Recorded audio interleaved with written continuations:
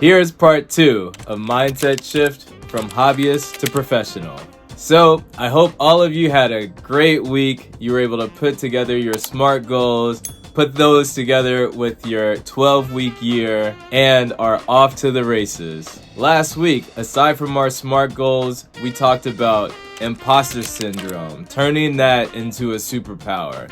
And we also talked about finding your forward compass. Now let's get to the last 3 mindset shifts so that you can have a sustaining career in music or otherwise. These mindset shifts and the mindset shifts we hit in the last video are going to be the bedrock, the foundation for everything that we're going to talk about in the rest of this series. So strap in and let's keep it moving. Structuring your music business, the entrepreneurial mindset. Structuring your music business goes beyond the obvious steps. Yes, you need a compelling brand name or artist name. Yes, it's also a good thing to have an LLC for many different purposes. Owning an LLC like mine, FKAjazz LLC, and a DBA like OMG Jazz have great tax benefits. It also allows you to compartmentalize your spending for your business versus your everyday expenses for your life in general. Obviously, don't try to write off toothpaste. But for now, I want to strictly talk about the mindset behind structuring your business. Before taking action on spending money on things like a domain name, registering trademarks and LLCs, I want to take this week to really focus on our mindset. Really take the time to think these through before taking action. Remember, going from a mindset of hobbyist to professional starts with being able to pull back to plan your actions before executing them. This is going to save you so much time, maybe even save you so much money. Planning, budgeting, and navigating our business structure are all important steps from going from a freelance mindset to actually running a business. But first, you need to understand that you are a business. Remember, if you're offering a service, regardless of what that service is, and you're receiving money for it, you are a business, whether you like it or not. Whether you need to create 2 personas of yourself, the artist self and the business self, the mindset that you are a business is the first thing you really need to understand. The only difference between someone who understands this and someone who doesn't is opportunity and impact. Recognizing yourself as a business unlocks a wealth of possibilities and influence that will lead your passions to unforeseen heights. Here's why. Intentionality. By seeing yourself as a business, you shift from reactive freelancing to proactive planning. You could define your niche, target audience, and value proposition, making your offerings sharper and more attractive. Understanding your intentions means that you can say an easy yes and an easy no, being financially savvy. Thinking of yourself as a business means you're budgeting. Budgeting and business navigation empower you to manage your finances strategically. You can invest in marketing, track your expenses, optimize pricing, all leading to greater financial stability and profitability, scalability, and expansion. Running a business versus having a freelance mentality allows you to think bigger. You can build a team, delegate tasks, create systems to support your growth, all with the potential of turning your solo venture into a multifaceted enterprise. Professional image. Embracing a business mindset elevates your professionalism and your credibility. Having a website these days is definitely less important than your social media page. However, when you do have a website, it does attract a different level of business and attention.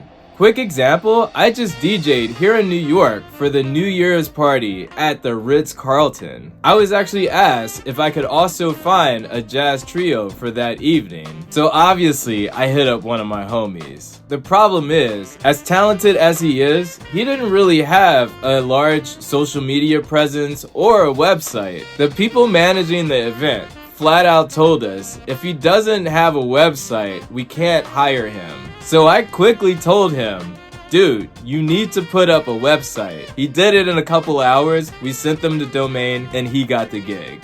Your website may stay dormant and only be really used every once in a while, but those big ticket items might fly by if you don't have one. I'm sure there are many people without a website that are getting great opportunities, but having one puts you in a different category. It shows your potential clients that you're organized and serious about what it is that you're doing. Remember, recognizing yourself as a business is not just about paperwork and taxes. It's about creating your own path to success and taking the steps to elevate your presence as serious and professional. Don't hold you back. Embracing continuous growth. In one of my previous videos, I talked about a concept called incremental growth. In that video, I used my Spotify growth year after year to illustrate a strategy of achieving gradual, steady growth over time.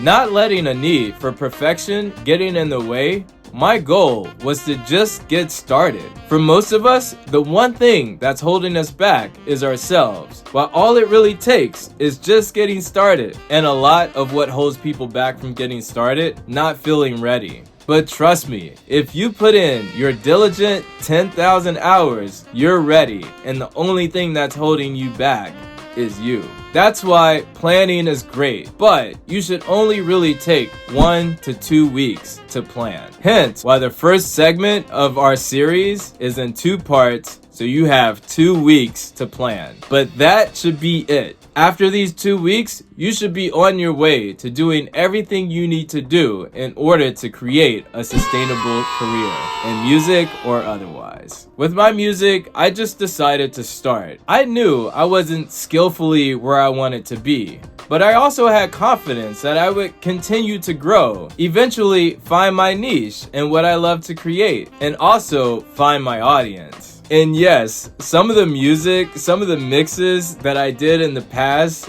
I totally cringe at now. But that's because I've gotten better. The beautiful thing about putting in your 10,000 hours, which I am confident that if you're watching this, you've already done that. So I'm also confident that regardless of where you start, yes, you might cringe 5 years from now, but the stuff that you start with today will still be at a high level and enjoyable to your audience. And aside from that, your audience will also appreciate seeing your continual growth, your incremental growth. It's the same with this YouTube channel. I know a year from now, 2 years from now, I'm gonna look back at this video and go, why didn't I hire an editor? Well, I totally know why. I don't have any money.